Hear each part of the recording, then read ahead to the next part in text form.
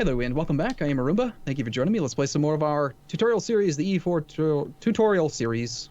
I'll say it twice for fun with FilthyRobot. How's it going? I'm doing well. Good. Good. Okay, so you ready to get going? I've decided that we should give land to England in between episodes. Funny story. That actually happened to somebody, where I told them to end the war and they surrendered to the enemy instead of making them give a favorable peace deal to them. It doesn't sound Quite good. Funny. No, it was caused quite the uproar at the time. So we have the Leinster separatists are 80%, and we're waiting until January now to see if England is finally willing to stop saying we're making gains. By the way, we did make some progress on the Siege of London. Why? We have 2 siege status. We got lucky. We only had a 30% chance of it happening, but we got lucky. We've advanced twice in the last couple months. It's very unlikely. Back-to-back 30s. This is January, so we need to reevaluate now. Let's take a look. Yeah, let's take a look. He's at negative 2 reasons now. He's still. Oh, he's and that's gone. The whatever it is gone. Now we actually have Scotland as making gains. That's right. Damn straight. So 1 more month, either due to length of war or due to English war exhaustion, and we're gonna have it here. Now, if the our guys in Pale are suffering attrition, we don't care that it's below 1 there right now. Okay, because they can't do anything. They're blocking training. Ulster now, if we changed get color. unlucky, they did. Could be due to the winter. Is there snow on the ground? I had it. No, it's in the war one. Okay, it counts as Ulster when I'm in the war. When I've right-clicked on the war progress indicator, Ulster shows as red. When I'm just in the W one, which shows English territories as red, Ulster's not in that. Yeah, they're red because they're hostile to us. It's a potential province we could take in the peace deal. They're white or whatever because that's their nation's color. Okay. So looking down at the southern bit of France here, the Papal State has a siege right now of Narbonne, and they have a 28% chance of taking that province. If that happens, that would hurt our war score quite a bit. So let's just cross our fingers. All right. I hope that that they don't take it, because I think we're looking at a peace deal here in about a week. What type of percentage increase to or decrease to the siege does crossing our fingers give us? Oh, it's definitely it's worthwhile. It's probably going to save us. Should I cross more fingers? I think I can do like 2 per hand. So I get. Ooh, look at that! You don't even have to. We get it. His siege. He's got 2 days left until the next siege tick, and we have our peace deal with England right now. We have exactly 1 reason for acceptance. So hold on. Oh, why? Okay, maybe it hasn't updated for me because I show war score is 63% and peace offer value is 69, but it says yes. So that can't be right. So let me right-click that again. No, it still says. Yeah. The checkbox doesn't update unless you reopen the peace overview. I just did reopen the peace overview, I think. So. You're seeing a green check for 69 peace offer value? Yeah. Yeah. But our war score is only 63. It says. It doesn't matter. Oh. If you hover over the green check, you can see we still have demands exceed war score -6, but all the other factors are giving us enough to make him. Okay, that's information for me. I didn't know that. Yeah, you don't have to be at 69 war score to get 69 peace offer value. That would just be totally sensical, so I just assumed that was how it would work. I mean, what is the point of having this fucking number if the number doesn't actually reflect... Well, it is. Look at the tooltip. No, we have 63 reasons for peace because of 63 war score. Then but you might accept that you might think that the number that you needed would need to be bigger. That would just make sense. That would just inherently make sense with those numbers. If the bar of accepting peace is 69 and you have 70, they're not going to accept it. But that's not true at all. Okay. Wow. That's exciting. Yeah. So, I'm content, I think, with just taking this. We don't have any room for like war reparations, which would be very nice. But is England's not have any money anyways, right? Isn't England broke as shit? War reps is going to be 10% of their income for 10 years. So it harms them. It benefits us because we get the money without inflation, and we also get the money that they need for recovery. We end up taking some of it. Also, France doesn't get any share of it, even though they have 40% participation. But I would rather just take more land from him right now because we've set him as our rival. We're going to gain some power projection. France gains power projection. We gain prestige. We gain 4 provinces. We get everything about it's good. Now here's again. We talked a while back about how we wanted to be the one to declare war. If France was the war leader right now, we would have no control over this at all. Yeah. He would determine the peace deal. He would decide whether or not we get provinces, which provinces we get. Now, we would have the opportunity to do a separate peace where we would negotiate with England on our own, but that would also harm our trust with France. Yeah. So anyway, you usually want to be the war leader, almost always. How do I see for sure that I'm piecing out everybody on this? I see that I see the 4 nations on the right side of the deal and the 3 nations on the left side of the deal. And I assume that is us and our allies on the left, because that's all our colors, and them and their allies on the right. Yes. At the very top of the summary, it'll say, we negotiate on behalf of our entire alliance, and they are negotiating for their entire alliance. So if you've scrolled down on that little summary screen, just scroll to the very top. Ah, yes. Got it. Okay. You always want to check that. Yeah, you were telling me Always that the last couple times as well, but I'd forgotten in between sessions, of course. So awesome. Okay. Yep.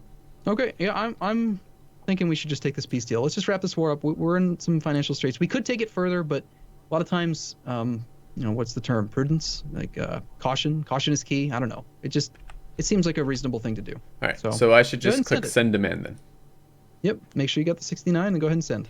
All right. Because And again, make sure we checked Francis still happy with this deal, which is great for us. Yep. All right. I'm doing it. Do it. All right. Done. And then we're there. So we lost. How many troops did we lose? This is fun. So this is a little bit different than the previous one. Now we actually have multiple participants on our side. So on the left, you have the glorious victory pop up. Oh, I have decisive left, victory, not glorious. Interesting that it shows a different adjective for you. If you click on the flags, you can see it from their perspective. So for example, if you want to see just the French losses, you click on the French flag. Okay. You can see that the French lost 24,701 troops in combat, 6,300 to attrition. Yeah. If you want to see everyone again, you click on the little crossed sword. We lost and actually gun. quite a lot of guys. I didn't realize we lost quite as many as that. Yep, we lost solid 20,000 troops. We lost England 11 lost boats. 84,000 troops. England's been busy. Yeah, we harmed England quite a bit there. Good. But we did accidentally lose 11 ships. Oops. That was my fault. So we're gonna tell the wives of these sailors, oops. Yeah. You gotta work on that, Arumba. That presentation. Yeah, that's my whole argument. All right. So we're gonna retreat our men. Now that we're at peace, let's get our boats back out there and working again. Go ahead and we were privateering, I believe, in the English Channel. Yeah, we were, but I don't even know where. Okay, so I can find our fleet on the right-hand side. We have First Fleet, and I don't want to send the transports to that, right? You can, just for safety. There's no reason to. Okay. Transports are so cheap in maintenance that there's really no reason to mothball them. You're talking about saving like 0.02 ducats a month for each mothballed ship. I'd rather just keep them fully repaired and ready for war. I thought I just sent them, but I didn't get the confirmation clicking noise. So okay, I went to the fleet. I clicked on the entire fleet. I went on select mission. I went to privateer. Yep, you just sent them to the North Sea. You didn't actually send them to the trade node, so you sent them to the sea tile North Sea. Oh, I had to click on the North Sea, left click on the North Sea tile at the final part of that? The actual little like trade zone indicator. And it now says, oh, did you just click again? Well, I'm looking at it. I thought we were going to privateer the English Channel. Oh, English Channel. Oh, okay. I had forgotten where we were going with that then. Let me just find, I thought the English Channel would be between, England and France. Oh, it's called the Channel? The English Crumpets. Is the English Channel here the Channel tile, or is it the Straits of Dover tile? It's the one that's in the coast of Holland. It says English Channel, the trade zone. Oh, so it does. Okay. Yep. There you go. Got it. Okay. All right, so we're retreating our army. Since the last time we played, they did revert the changes to forts, so we'll have to talk about those in the next war. But suffice to say, we've accomplished our mission. In one more day, we're going to actually succeed in our mission. If you remember the very, very first episode, we chose this mission to advance the frontier. Mm-hmm. Remember that? Yep. We're about to achieve that mission because we have just conquered this territory. So let one day go by. We have completed a mission. 10 prestige. Yay. Excellent. And that means now we have a new mission available. You can always take a mission if you... Ooh, how do you... If you complete one? Yeah, every time you complete a mission, there'll be a new set of missions available, anywhere from 1 to 3 of them. Okay. Sometimes, in very rare circumstances, you might have no presented missions because there just aren't any available at all. You can always right-click and just cancel the mission, and then you'll get a new set of missions 12 months from the day you cancel it. But mission cycling is what that's called, where you cancel a mission that you know you're not going to do so you can get presented with new missions, is a good thing to do if you just don't like the missions you're presented with and you don't think you'll be able to do any of them. But it's far better to just take missions you know you're going to satisfy very, very quickly and then constantly take missions, as frequently as you can. All right, I again running into this double negative stuff on here. Okay, so I'm looking at the mission particularly, remove Thomond from the map. My first thought was, where the fuck is Thomond? So I was trying to find that, but I guess you said there's a way to search. Remind me how I can search for a province again? Just press the F key and then type Thomond. Okay. All right. Oh, but it's what limericks call it if I zoom in enough. Yep. The name of the province is Limerick. The name of the country is Thomond. Okay, perfect. All right, so remove them from the map. And so the red X means we don't actually have this yet. So mission succeeds when the following criteria are met. Thomond, Limerick, owned by Scotland, which is not met, which is a red X, and does not exist, not met, because we haven't conquered it. Yeah, well, the nation of Thomond exists, meaning that if Thomond actually had 2 provinces, then you would have to destroy him completely, meaning that the tag, the nation itself, Thomond, is not allowed to exist anymore. Yeah, no. In addition, you have to conquer the province. So one of our, because I'm trying to make, what I'm working up to here with these questions is I'm trying to make a decision about our next mission. What would be, and my assumption is if we can quickly or easily complete a mission, we probably ought to do that.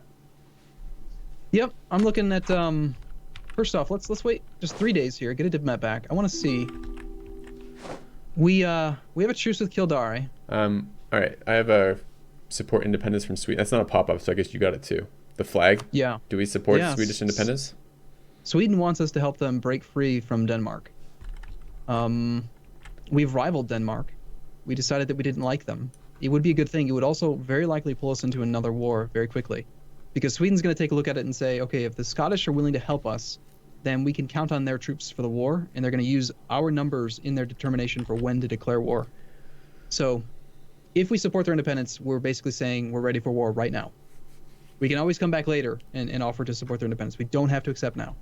Okay. I think it's something we should do, but I don't think we should do it yet. All right. If I hit decline, that's not the same as not accepting, or is it? Yeah, decline is saying that you don't want to support their independence. But we can come back to it later. How do I know that?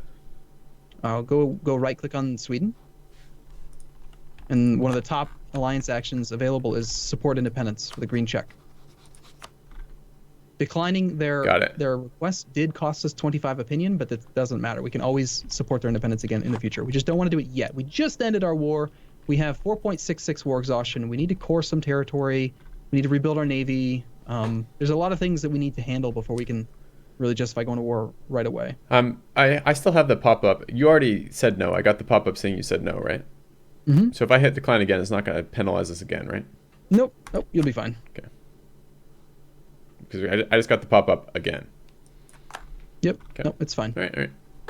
Okay, so we have a couple things to talk about real quick. We've got 28 spy network strength against Denmark. We need to go ahead and fabricate a claim then on another province. Go ahead and do that if you'd like. Either one of the other Norwegian provinces above us. We've got, oh god, some of these names, man. Faroarna or Shetland. I must say this is one of the downsides of being a channel that also plays with games that have a lot of different names in them, is that everyone thinks it's the greatest thing ever to point out how you're mispronouncing things.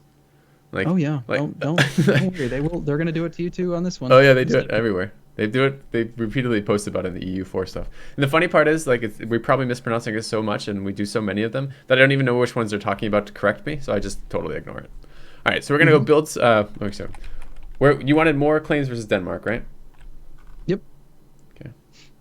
So the mission that we are presented with, there's Denmark two or Norway? I think we're rivaling Denmark, right? Norway.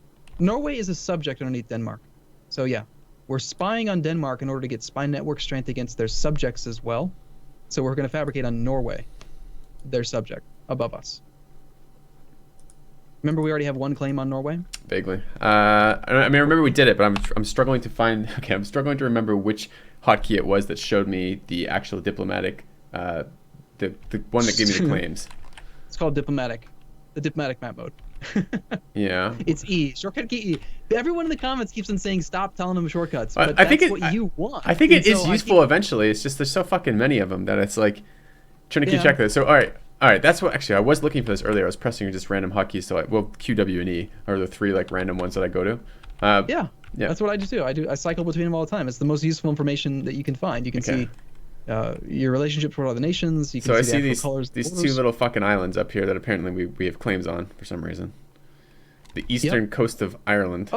Oh right, we already did do the claim on Iceland. Okay, so we need actually 1.6 or so more points, and we can get a third claim on Shetland. I was mistaken. I thought I didn't remember we had already done the other claim. All right, so it was a wild goose chase in the first place, but I failed the test of figuring that out. Okay, got it. Yeah, it was. Okay, so we need to process getting back to peace here. Yeah. I've already lowered maintenance down to nothing. Good. We are rooting out corruption. We've got our fort maintenance is at 0.51. So we're losing money right now, which is a bad position to be in. Part of the reason we're losing money is because we have those mercs. We still have them on hire. We've got, looks like 1 merc in that 10 stack. All right, I found the 10 stack. How do I find which one is the merc? Oh, because it says mercenary. Okay, I've got the mercenary. And he's got that greenish tint to him. Yep. There's a button to detach mercenaries if you want. Or, Yep. yeah, the button's easy. So detach him and then just disband the merc. Okay, where is disband as an option? So I have the merc selected. Right. It's top what? Very top right, near where it says go to, there's a little X, like a little skull. Yep, got it. Skull. So just kill him. Rip. We've destroyed his families. Good. Well, I mean, we probably sent him home. I don't think disband means kill. I'm pretty sure disband means like remove like the army. He's been removed from the map, so he's dead. Jesus, Arumba, Scotland is not a friendly place. Yeah. So, okay, as far as the missions go, I'm leaning toward either the create a proper fleet, which requires us to build up to 75% of force limit, which is 7 more ships, or solidify papal relations. I like the idea of solidifying papal relations simply because we were just at war, and we kind of want the Pope to like us because we are Catholic. Why? So if we had not lost these, because we lost 11 ships, we only need to build 7 more to create a proper fleet. Would we not even had this mission available if we hadn't lost ships? Exactly. The trigger to create a proper fleet is when you have less than a certain percentage of your actual force limit. So if we hadn't lost those ships, this mission wouldn't even be available to us. All right. I want to see just a couple things. Effect on completion gives us, so there are, the missions give us bonuses when we complete them. And this one looks like it gives us shipbuilding and naval maintenance as a reduction. The other one gives us extra influence in the Curia, whatever the fuck that means. Oh, yearly papal influence plus 0.5, okay. And the third one gives us inspiring victory, manpower recovery, and yearly prestige. Don't those bonuses kind of push you wanting to remove Thoman from the map? Isn't that the best of the bonuses we're getting there, really? It's a good mission, but if you go look at Thoman's, remember we were recently allied to him? We have a truce with him until 1455. Ah, okay. So you think we can knock out one of these other... Will that still be there, that mission? You were talking about mission cycling. Very likely it will still be presented to us. Okay, so I'm fine with that. I want to do that one, because that one seems to me like it has good bonuses, but I'm okay doing it later if it's still going to be there. Yeah, if we took that mission now, we would be sitting around doing nothing for about a year and a half. Okay. So let's go ahead and send our diplomat over to improve relations with the Pope. I just did it. Okay. And beyond that, we have our new territory. Yep. So we need to start coring it. But here's the thing. We actually accrued quite a bit of war exhaustion in this war. We're at 4.66. And the higher your war exhaustion, the higher the coring cost is. So we're looking at, when you look at the coring cost, like click on any of those 4 provinces we just stole from England. Mm-hmm. And when you hover over the actual make core button, you can see that war exhaustion is increasing the cost by 13.9%. Okay. How do we get war exhaustion down? We can either spend diplomatic points to buy it down at 2 war exhaustion per 75 diplo points, or we can just wait and it'll decay over time at a rate of 0.1 per month. Can we do both? I mean, we have quite a few. Well, we don't have all that many diplo points. We spent a bunch, didn't we? We could do both, but let's see. We're not really doing very great with diplomatic technology. We also have enough points, by the way, for the next admin tech, which yeah, I was looking at that pop up earlier. Oh shit! I just right clicked instead of left clicked it. But I think I can find it again. It's just here. Yeah, okay. But if here's the thing though, if we do that right now, then we won't have the admin points available to core the land we just conquered. Well, we're gonna wait anyways, right? Yep. So we're at 47% overextension because of the development of the provinces we just took from England. And that's a safe number. Again, 100% overextension is the real dangerous number. Even though, let's just see, what would the cost be if we didn't have the war exhaustion, right? 10 admin times 5 development minus the core, the claim, and then cut in half because it's a territory. We're looking at... I think I would have just clicked these. Are they all 25? No. 60. Oh, they're much more expensive for the bigger ones. Okay. Why is Cumbria so dirt cheap compared to the other ones? It's like less than a quarter of their value, and I don't think its development was as bad as that. Was it 221? So what's the you can see total development is 5 versus it is literally as bad as that. So it's really undeveloped. Yeah. Okay. Yeah, it's just a lot. It's just a much worse province overall as far as development goes. So best case scenario, we're looking at like Cumbria, we could core for 25 points minus 2. I think we should just pay the full price. Just not even worry about the war exhaustion. I don't want to fall behind on Diplotech. And the savings, we're talking about maybe like 10 to 20 admin points right now.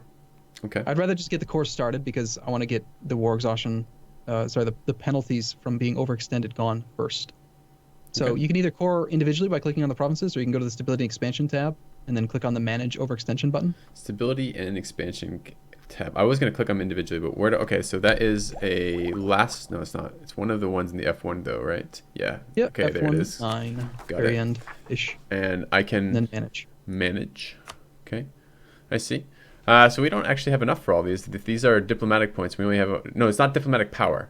It's something different. This is administrative powers, the cost. Oh, we have tons of that. Let's just fucking do it. Yep. Go ahead and do it. Yep. Coring costs admin points. So that's where, again, if we had taken the administrative tech, now we would be kind of like stuck sitting on uncored land for a long period of time while we wait for the points to come in. So, all right, cool. Well, that pretty much does it. We're only making 0.18 ducats right this month, but our ships are also not privateering yet. So if we unpause and we actually let the game run for a bit, we should hopefully be making some profit. And we've got some loans to pay back. So the tech stuff then is working differently than I assumed. So the tech stuff this is just a technology that costs this much, and as we accumulate the resource, this bar is going to move forward, because this is actually a representative of how much resource do we have of the needed amount to purchase the tech. So it's not like we're actually making progress towards this tech. It's rather we are accumulating a resource we can use to buy this tech. Yes. Is there any way we can cycle these techs as opposed to having to buy this? Because I don't really know what Temples 4 does for us particularly. It doesn't seem all that useful. Is there some way we can get to a different admin tech behind Temples 4 without using Temples 4? No. Administrative, military, and diplomatic technology just go in order. Okay. You get 3, then 4, then 5, then 6. It's just a sequential technology thing. So okay. Whether you want temples or not doesn't matter. That is the next administrative tech. So we do want the technology. We are going to take it pretty soon, as soon as we can, actually. But we needed to core first. Okay. So 1 month has passed. We are making 0.23 whole ducats. We're rich. Okay. We got to take a break here. Yep. We will be back tomorrow, where we will hopefully continue to stabilize the realm a bit and get ready for another war. I'm hoping for another another fully paused episode. Oh, yeah, totally. Me too. That'd be great. See you guys soon. See you in a bit.